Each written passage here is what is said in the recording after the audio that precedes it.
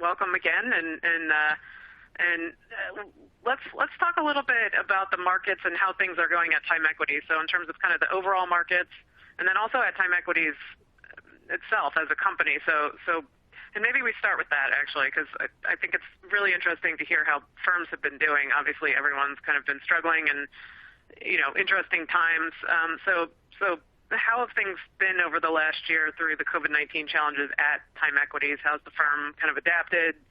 Some of the ways they've kept people connected, and actually, just curious if you guys are going back to the office. I think that's something, I'd like to start taking polls of people on, who's going back and who isn't, because it seems to be mixed still. So David, if you want to speak to that a little bit to start. Sure. Well, thank you for having us. And I know, you and Alex just covered a whole bunch of information, so I'll give you a little bit more of a macro. But let me jump into Time Equity. So the nice thing about working for Time Equities is we're a very, very solid firm, right? We've been through a number of major disruptions over time. Looking back at the history of the firm, we're obviously well capitalized, very well positioned, and probably our number one asset outside of our people and the talent is the hyper diversification of the company. So unlike other firms, particularly ones that I see that operate in the real estate financial advisory world in terms of investors and whatnot, is that we really have stuff all over the place. We're actively invested in 35 different U.S. states. We're all over Canada, and we're actively all over Western Europe.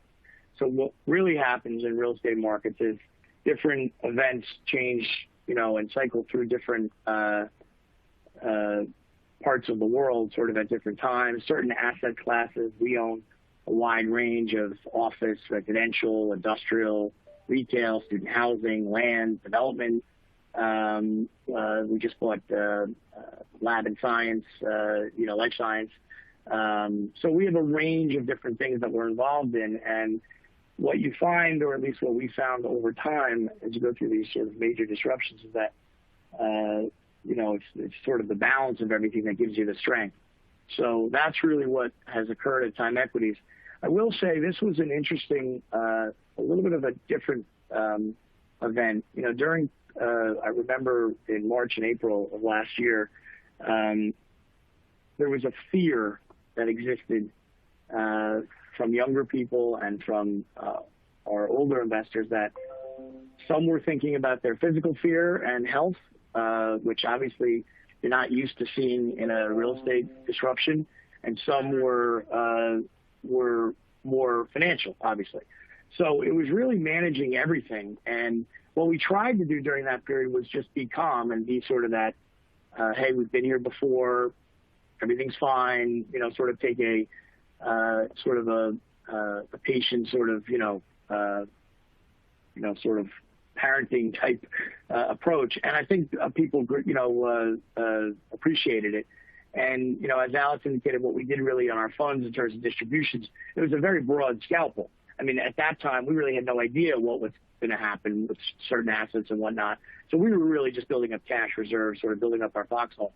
So from a Time Equity standpoint, that's really how the year played out. Of course, as you and I have talked about on some of our calls, the actual data turned out to be significantly better than what everyone had feared.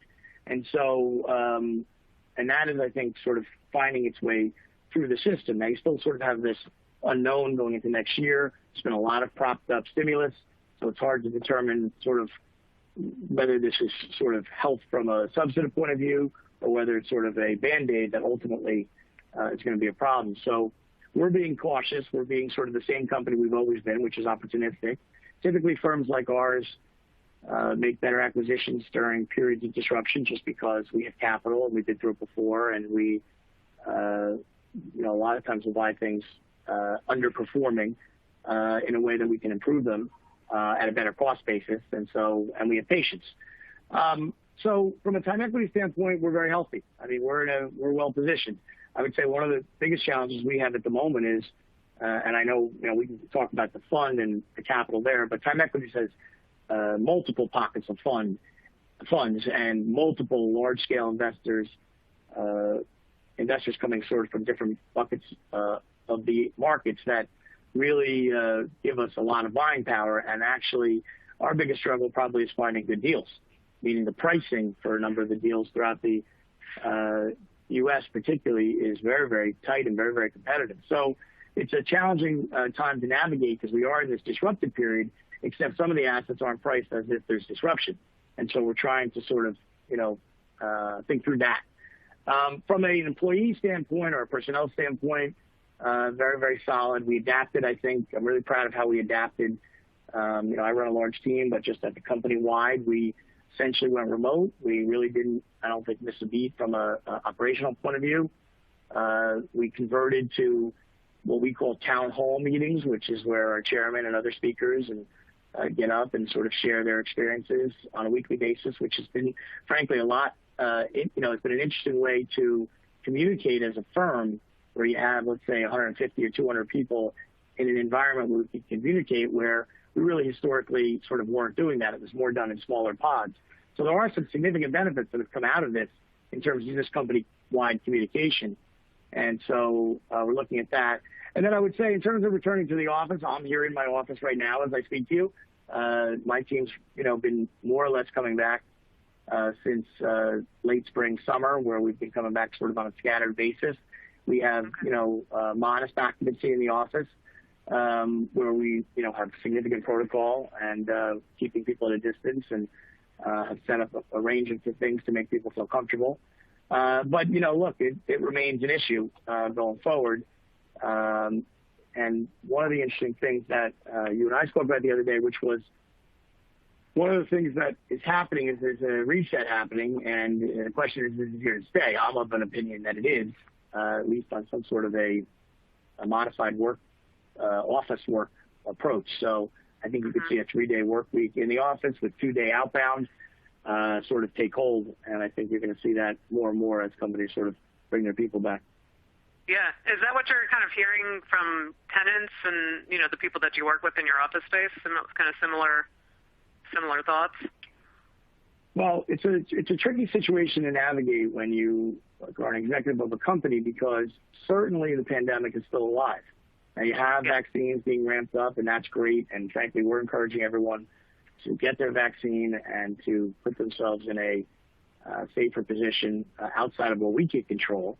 But, of course, that doesn't mean you're immune. And, of course, getting in the way of this thing is no one's fault. So we're being careful about how to encourage people to come back, but in a safe environment or when people feel safe. I think there will be a point when we feel the vaccination front is sort of stabilized, whereby I think we'll have a more significant protocol in terms, or a requirement maybe to get people back on sort of stabilized basis. But as we go through this, we're really navigating it carefully and really we're thinking about our employees in a really a different way, I think, and it's a tricky thing to navigate. But from what real estate people say, it depends on who you're listening to. Some people are trying to sell their own story about why owning office buildings or why you should get people back. So I find that some of the reports I read have sort of come from a particular bias or an opinion, which is fine. And then you have different companies that obviously have a significant advantage, like a Zoom or whatever it may be, that are on the other camp where there's a significant advantage. Some of these huge valuations have occurred based on encouraging people not to go back. So I caution people to sort of listen to who you're listening to. And I think it's likely some balance that everyone will find in some way. And it's sort of yet to be determined. Yeah. So, and just one question on sort of office dynamics, and I think you and I did talk about this the other day on the, the idea that, this change could potentially make older office buildings obsolete quicker. So, what are your thoughts on that, and what do you think would be the red flags that you would look out for that would kind of turn you away from a building that could potentially fall into that category? Because I know, you buy some older, but buy them, generally all cash and lower occupancy. So kind of the plan is they can sort of only go up from here. But what are you going to sort of look out for as red flags to make sure you're not getting into that sort of situation? So, it's a similar concept in terms of price. A lot of it starts with price. And a lot of it also will relate to how adaptable the space is. So in some of the older buildings, it really depends on how, adaptable to another use potentially, or different types of tenants on how they coordinate their space. And I think the more friendly that a particular space is in a building, the easier it will be to rationalize some sort of a projected lease-up environment if you're buying it, let's say how we would typically buy something. But I think there's a certain amount of buildings, and I feel this way about other asset classes too, that frankly haven't found their new life yet. And I think, that's sort of another thing that's evolving. But I think the only thing you could really do right now is look at price and cost and adaptability. And, those are the things that we're looking at in terms of things that, matter. And, of course, one of the things that's been interesting, the amenity package has been, obviously an important piece of trying to encourage people to be in the office, even pre-pandemic. If you think about Google or how they sort of redefined what being in an office really means. And I personally could see a trend back that way, whereby you're really attracting social interaction as much as, because, everyone can work from where they are, but what really people, I think, are starved for is social interaction and collaboration.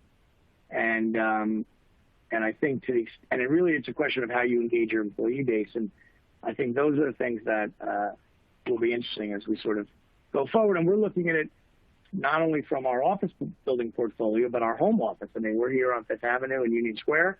And the question is, what will that look like? I think other firms are thinking along similar lines. Yeah.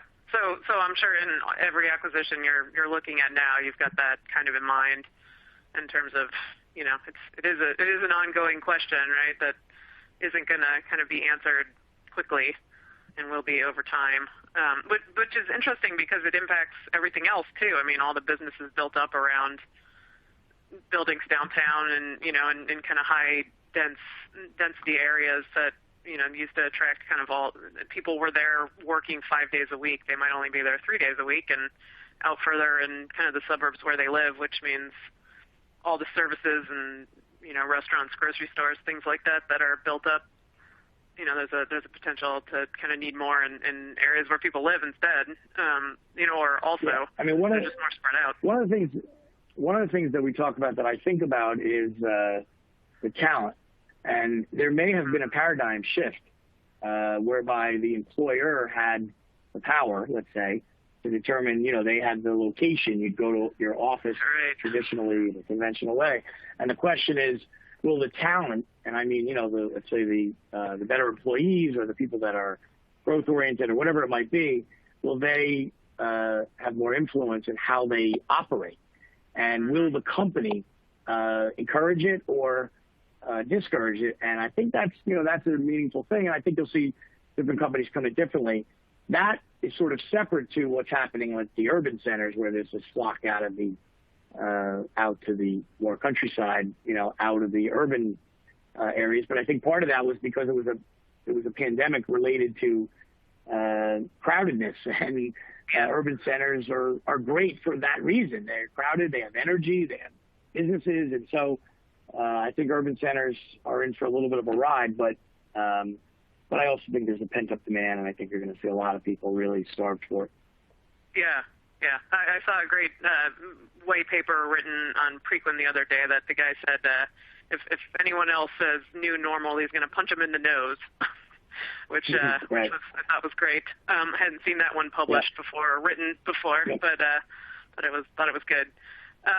Well, one last comment, and then we'll go on to your next question. But how they typically, what happens in these kind of major events is they get named. The Great Depression, the Great Tech Recession, whatever it might be. This is, I think, starting to be called the Great Reset. So what the reset looks like, I don't know, but that is a term that we're starting to hear.